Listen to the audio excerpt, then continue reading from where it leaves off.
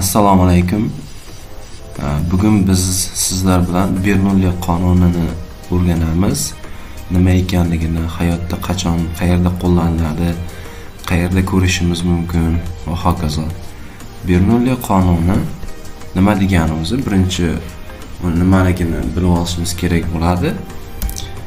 Bernoulli qonuni nima? Bernoulli qonuni suyuqlik yoki gazlar qayerdadir tezroq oqadigan bo'lsa, o'sha yerda bosimning kamayishiga olib keladi. Mana shu Bernoulli qonuni deyiladi. Misol uchun mana bu rasmda ham keltirilgan. Bu yerda mana bu bizga qandaydir truba bo'lyapti va tepaga qarab mana vertikal tarzda boshqa trubachalar chiqqan. Endi agar e'tibor berib qaraydigan bo'lsalaringiz, bu yerda mana bu yerda trubaning yuzasi kengroq bo'lganligi, kundalang kesim yuzasi kengroq bo'lganligi uchun bu yerda suyuqlik oqimi sekinroq bo'ladi va mana bu qismga, ikkinchi qismga o'tgandan keyin suyuqlik oqimi tezroq bo'ladi.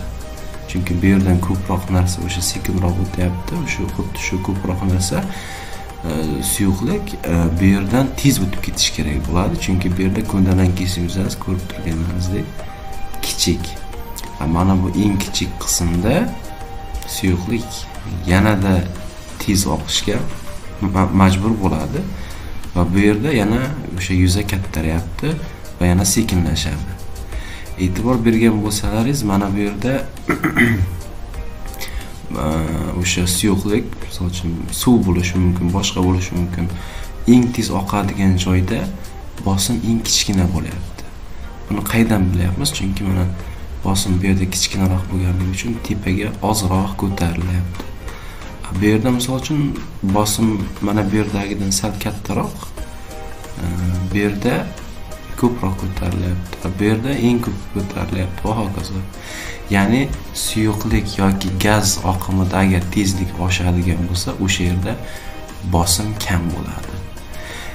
Endi bu biz qisqacha tushuncha oldik hozir Bernoulli qonuni nima ekanligi haqida. Ana endi hayotda qo'llanilishi va kuzatilishi, qayerda qo'llanishimiz mumkin. Misol uchun samolyot qanday uchadi? Mana shunda biz Bernoulli qonuni bo'yicha ishlaydi yoki qattiq shamolda tomlarning uchib ketishi. Bu ham xuddi shu qonunga bo'ysunadi.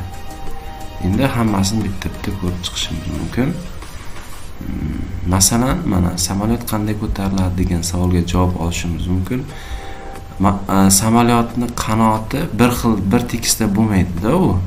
Mana bu samolyot qanotini kundalang kesimi. Kesib shunday qarasak, xuddi shu shaklga o'xshash shaklda bo'ladi. Bu yerda havo mana bunday kelyapti, kelgandan keyin tepadan oqib o'tyapti mana bunaqasiga va o'sha kelgan havoyimiz bunaqasiga ham o'tyapti. Endi tepadagi havo oqimi bu yerdan bu yerga kelish uchun tezroq yetib kelish kerak bo'ladi, chunki bu masofa kattaroq ostki qismdagiga ko'ra. Shunda tepadan o'tayotgan havo tezroq harakat qiladi. Ostidan o'tayotgan havo oqimi sekinroq harakat qiladi. Mana shu sekinroq harakat bu yerda bo'lgani uchun bu yerda bosim yuqoriroq bo'ladi. Bu yerda havo tezroq harakat qilganligi uchun bosim past bo'ladi. Agar endi qaraydigan bo'lsak, yuqori bosim, past bosim, ya'ni samolyotni mana bu yuqori bosim past bosim tomonga ko'taradi. Buni keyingi rasmimizda buni yaqqolroq, aniqroq ko'rib tasavvur qilishimiz mumkin. Mana Bernoulli qonuni deyapti, ya'ni havo kelyapti, bunaqa tarzda harakat qilyapti tepa qismida. Bu yerda qizil bilan ko'rsatilgan past qismidan oqib o'tyapti. Bu yerda havo oqimining tezligi katta, shuning uchun bosim kamroq. Bu yerda tezlik kamroq, bu yerda bosim ko'proq, kattaroq bo'ladi shuning uchun.